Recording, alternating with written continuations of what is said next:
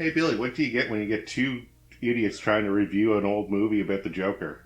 No, you get exactly what you deserve! Bam! Hello and welcome to another Starmen Just Watch. This is going to be me, Devin. I'm kidding, Billy's right here. And yeah, we've just watched the Joker. Yeah, probably for this isn't our first time watching it, by the way. Oh yeah, no, our first time watching it was together. Was together, I think, in the theater or on the streaming. No, on when I got it on Blu-ray. Okay. I think I saw it in theater before you. Okay. This would definitely be a movie I would go to the theater. Yeah, But if I did, I went with someone, and it might have been Curtis, to be honest with you. Because I do remember a big screen in front of me. Yeah. And I wasn't sitting close to your TV, so... But yeah, this is like my 7th, 8th time watching this. Fourth for you, yeah. And with the new one coming out, I realized we'd never done a Just Watched of this. I know, we realized that, I'm shocked. I am very shocked. Now, if we did forget the review. Yeah. So, hopefully I'm right on that we didn't do this. Oh, no, we double checked. We're good. We did a quick search for it, but... Now, on to the review. Yeah. So, Joker, when did this come out? 2019. 19, yeah. I was like, wow, it's almost 9 years old. Or, no, wow, I'm looking for the wrong guy. 5 years old. Yeah. So, a bit of a movie to go back to. Yeah. But we've done older. Oh. Wow, we've done movies from 1940, for God's sakes. Yeah. But this was all the hype when it came out. Yeah, I remember the memes are still going for this, the quotes. And... yeah, it took off. So yeah, I'm surprised it took this long to get a sequel. Well, I think it's one of the ones that they wanted to develop right.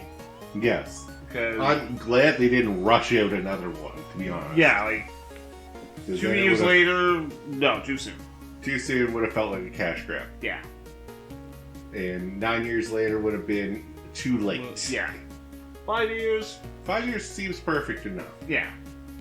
I see that the next one's going to be a jukebox musical. Yeah, so I'm eager to see what that's all about. Yeah. Alright, so simple plot. Joker origins. There you go. So, if you're out of the comic book knowledge like Billy is, the Joker's origins, there are no real origins to the Joker. Yeah, because, I've always wondered that, his backstory constantly changes. Because, the Tim Burton Batman. Yeah. Jack Nicholson's Joker turns out was the guy that killed Bruce Wayne's parents. Yeah. And then that's another usually canon. The running theory. Yeah, another canon is the murderer is just a random thief. Yeah. And if you're in the comic book, he goes all over the place with his backstory, and it's never consistent, and that's the point. Yeah, he's crazy. He's crazy, and he doesn't want you to know his backstory. Right? I think there was even an episode in the Batman animated series where he does all the different backstories to Harley Quinn. He's like, so which story did he tell you, Harley? Is the one about his abusive father that left him, or is it the one where he's abandoned his he just lists off the different comic book backstories. Nice. That's good. That is really good. So to get a movie where it's this is going to be the Joker's origin stories, kind of a big deal and kind of a bit of a controversy in itself. Because the Joker's not supposed to have an origin. No. So, first of all, you have to look at this as alternate universe Joker. Yes. If you can put yourself in that mindset, this movie becomes a little more easier to watch. Yeah. Not saying it's a hard movie to watch, but if you're a die-hard Joker fan, and you're really hung up on the Joker should not have an origin, Yeah. yeah, this movie is a little hard to look through. Yeah, I mean, just think of it like the Gotham TV show, that this is an alternate Gotham. Yeah.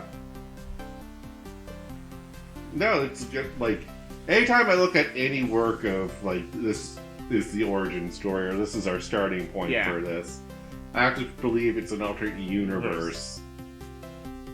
And it's not going to be as accurate to the one I'm used to. Right. So, yeah, let's go for the plot then, because simple plot is the Joker origin story. Yeah.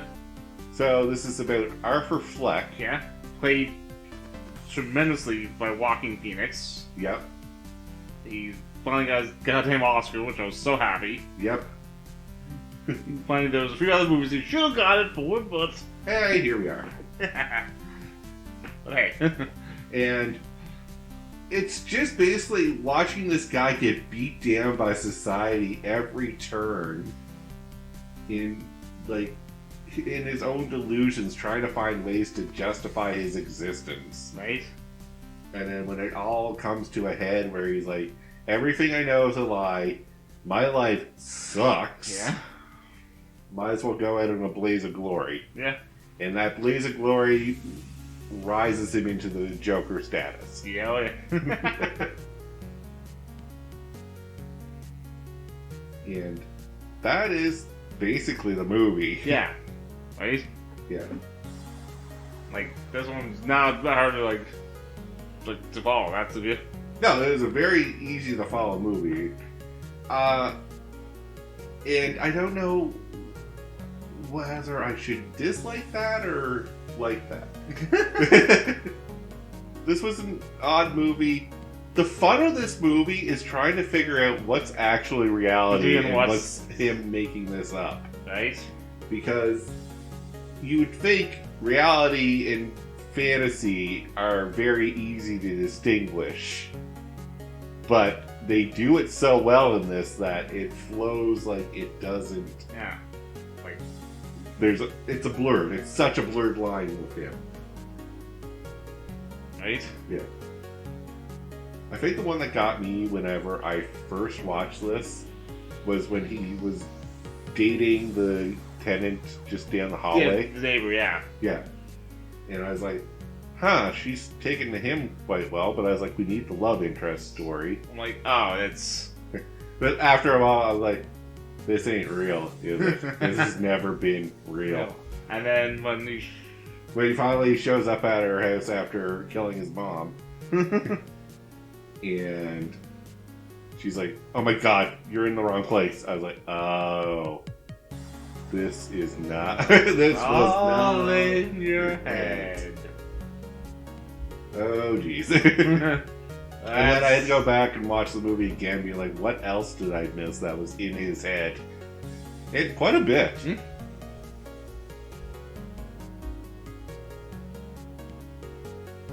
And that's the crux of the movie, is just having the audience constant question, is this real or is it not? And you will never get an answer. Yeah.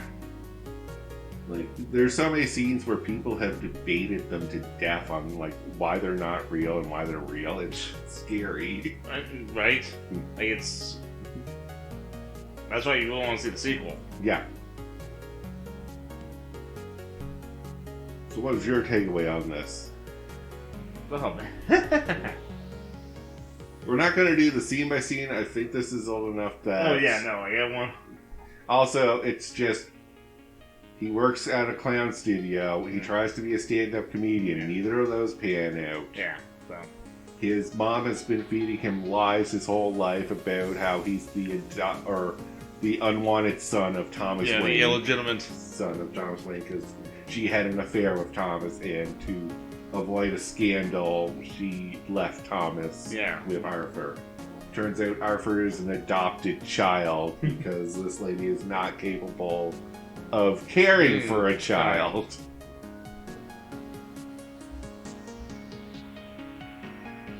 And abuse and that, and then it all comes to a head after he kills 3 rich kids on the subway. Yeah, yuppies or... Yeah. whatever, higher society brats. There you go. Yeah, there you go. Right. Yeah, no, I mean, like I said, I just love Joaquin Phoenix's performance. No, he's really good at it. Like, of all the Jokers, he's a pretty damn good Joker. Yeah. It's like I wouldn't say Heath Ledger, but Heath Ledger is not my favorite Joker. He was fine. He did it well. Yeah. But I think he leaned too much on the crazy to be an effective Joker. There were so many times where I was like, you should be dead. Yeah. Like, So I know the Joker does not care about his health and safety, No, but at the same time, he doesn't put himself in a situation where he could die. right? Unless there's a huge payoff for it. I'm assuming Mark Hamill is yours. Mark Hamill for the animated series, I like Jack Nicholson's Joker Yes. for movies. There you go. Yeah. Because that is like, you see the gangster side of him first. Yeah, And then you see the transformation into the insane Joker that we get. But he's still a calculating gangster that's just slowly going mad. slowly going mad, yeah. Because that's what I said. A lot of people think, like, oh, Jack Nicholson wasn't the best. I'm like, yeah, he was Oh, he was pretty good. good. Because anytime people think Joker now, they think crazy off the walls shenanigan Joker. Yeah. No. It's like, no, Joker is supposed to test society and like rival Batman's no killing justice code. He's supposed to be putting Batman in a situation where he breaks his own codes. Right. Yeah, and that's why, like I said, Jack Nicholson and Joaquin Phoenix. Yeah. Do the best. Now that brings us to another point of this movie. No Batman. How do you do Joker with no Batman? You can. This movie proves it. Joker does not need the Batman to perform as Joker. Yeah, that's what I've heard a lot of people been like this. Like, well, there's no Batman. I'm like, why? And then the whole thing with Bruce Wayne, that could have been like, you could have left that out. Yeah. There was an interesting scene where he meets young Bruce. Yes, this. And, you know, it's a kind of a creepy scene. Mm-hmm. And a lot of people are like, oh, it's Bruce Wayne. He's going to become Batman and fight you. And I was like, okay. Age difference. Yeah, let's look at the age difference here. Like, by the time that young Bruce is Batman, Joker's going to be geriatric Joker. Unless it's Joker's son. I was thinking the Joker's son has been fighting. Yeah, like...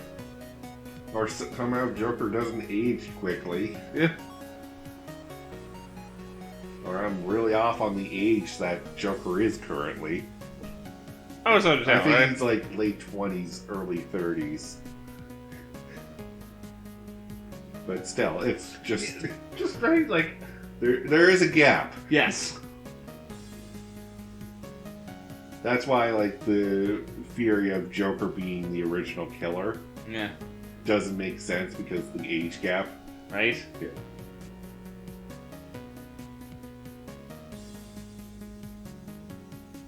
So, things we liked about the movie and then things we didn't like. Yeah. Things we like. Well, like I said, plus the other poems I like, Robert De Niro's. Yeah. Because when I realized he was going to be in the movie, I'm like, hey, this is going to be good. Yeah, this was an interesting performance from Robert De Niro. Yeah. But both actors work well with each other. Because this movie is similar to another movie that Robert De Niro did. Oh? King Comedy. Okay. I watched it last year, first time watching it. After watching, like, there's a lot of similarities between this and Joker. And the director, Todd Phillips, that was an inspiration for him in the movie. I'm like, good job. Yeah. I'm like, I love all the social commentary and like how everything does not go the way he expects, or like the exact opposite of what he needs right now. Yeah. Like, the social assistance therapy group shutting down. down. I'm like, that's not Yeah. good. No, that wasn't a good moment. Not at that time in his life. No.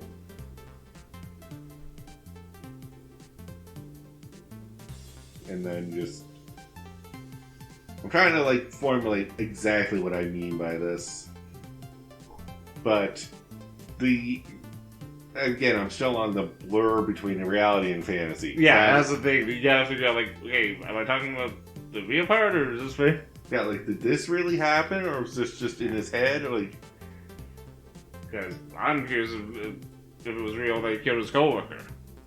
Yeah, that was one of the big contentions, was, like, did he actually kill his coworkers? Yeah. I mean, that was... Oh, beautiful death. It was a beautiful death. And I like the little midget coworkers freaking out. He goes to leave. Yeah, can't leave, but... So, Joker lets him out. Like, I know, you always good to me. Take care. I was like, oh, that's nice of you. Aw, that's a couple of a heart. Like, that's the point of the Joker, is that he's not, like, maliciously... Well, I wouldn't say not maliciously evil, but... I mean, like I said, in one of the earlier comics, he did poison the scout troop with poison cotton candy. True. Like,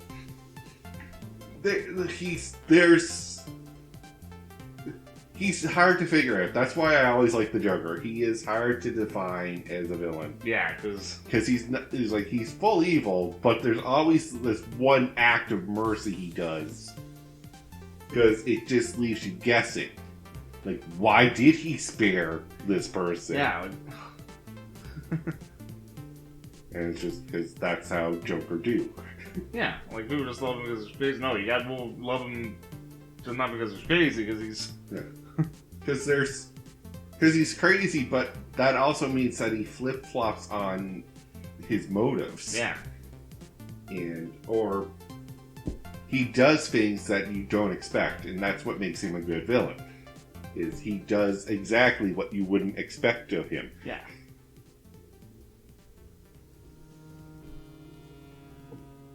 And one thing was like, really didn't care for, like I said, the whole Bruce Thomas Wayne thing. Like, I could have left out things we done, like, so the Thomas Wayne, the Bruce, didn't need that.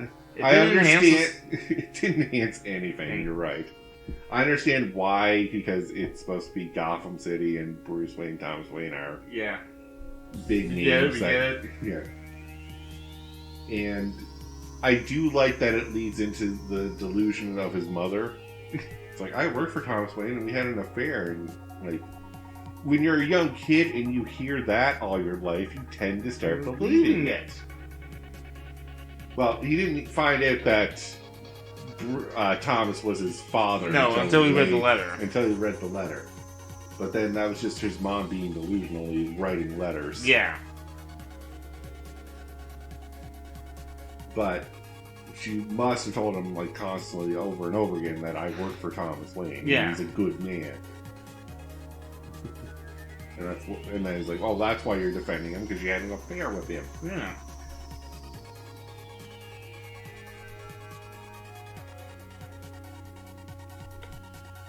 Alright, final thoughts before we wrap up. No, like I said, awesome movie.